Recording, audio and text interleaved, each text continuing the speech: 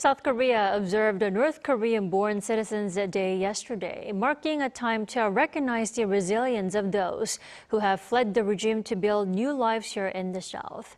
To foster greater social cohesion, various commemorative events and significant policy announcements are taking place nationwide throughout the week. For more, we turn to our correspondent, Kim Do-yeon. Welcome back, Do-yeon. Good to be here. So, Do-yeon, cities and provinces nationwide are holding various events to mark the occasion. Tell us more about them. That's right. All 17 provincial and metropolitan governments held or are holding events throughout the week. Let me start with the ones that are still on or will happen. As you can see, Gyeonggi-do Province is hosting a special art exhibition featuring Hanji crafts and doll art created by local residents and North Korean-born citizens, running through Thursday, July 16th, and this Saturday, July 18th. Both Gwangju and Jeollanam-do Province will co-host a major commemorative ceremony in Yeosu. This will feature a joint performance by the Peace Choir and an international inter-Korean peace dining table where participants will share traditional North Korean dishes. Now, looking back at what already took place earlier this week, there were different programs aimed at practical integration and community building. But the anchor of all these regional activities was the main national ceremony on Tuesday. It was hosted by the Unification Ministry at Kintex. Around 1,000 people attended, including Unification Minister Chung Dong-young, local citizens, and North Korean-born residents.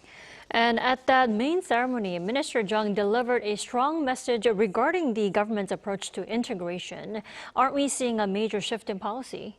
Right, so the most noticeable shift is the language itself. Now, the government is officially moving away from the term North Korean defectors and adopting North Korean-born citizens. Take a listen. This year, for the first time, we mark this day using the term North Korean-born citizens. A name defines identity, and its history is complex. The term defector harbors discrimination and exclusion, instantly bringing back painful memories of the past. Now, as you heard, the goal is to reduce social stigma, prevent discrimination, and foster a genuine sense of belonging.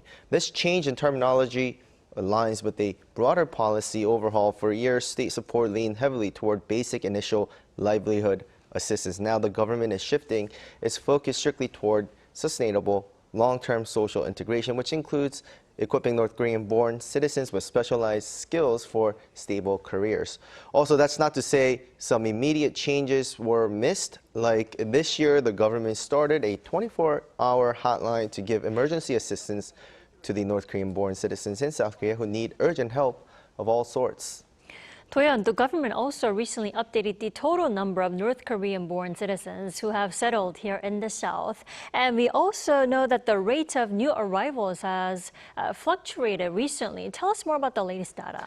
Right, so according to the Unification Ministry, the cumulative number of North Korean-born citizens who have successfully settled in South Korea currently stands at around 34,600. Now, while the total continues to grow, the annual rate of new arrivals has been in a sharp decline since COVID-19 pandemic and still hasn't picked up yet. Before the outbreak, South Korea saw over 8,000 arrivals annually, but the figure plummeted to double digits during the height of the pandemic, and even now the numbers remain low at around 200 per year.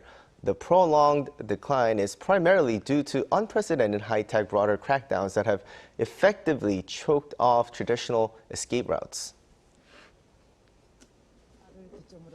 Starting from the COVID-19 outbreak, a lot of barbed wire has been installed along the border between North Korea and China. North Korea is strictly cracking down on people leaving, and China is heavily clamping down on people entering. Especially in China, facial recognition technology is now used everywhere, even in taxis. There's also a demographic shift now among North Korean-born citizens in South Korea. Many who arrived in the past are now getting older and have passed their retirement age. A significant number of these older adults are still struggling to settle in South Korea, finding it increasingly difficult to secure a job. This aging dynamic adds another layer of urgency to the government's transition toward more comprehensive long-term integration support. All right, Do-yeon, thank you for the coverage. Appreciate it. My pleasure.